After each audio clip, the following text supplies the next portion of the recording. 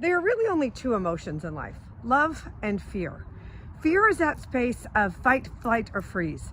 The same instinct that happens in our brain of the saber-toothed tiger coming out to get us is the same fear we feel, or a lot of people feel, around public speaking. And so your brain has to differentiate the difference between fear and danger.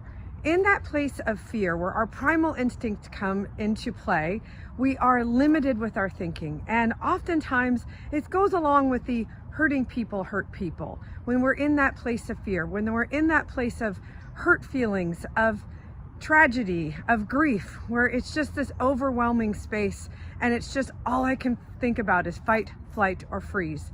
Often it's in that space where we miss opportunities for connection, for vulnerability, for joy, for supporting others. And that's where the love piece comes in. Love is unlimited. Love has the ability to change everything about that place of fear. It's a place of connection. All positive emotion comes from love. That's where creativity happens. Sometimes when we're in that place of fear, hurt, change that is super uncomfortable, it's taking that moment to say, is this really the space I want to be in? And to choose an opportunity to love other people with connection, with support, and help somebody else achieve their dream. It brings us joy to connect with people and to be in the space of love.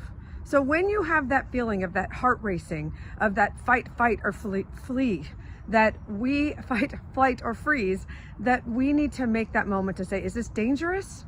Or is it really just that fear part of my brain kicking in and I want to connect with people? Because when we connect, that fear dissipates and creativity comes alive. Make it a great day.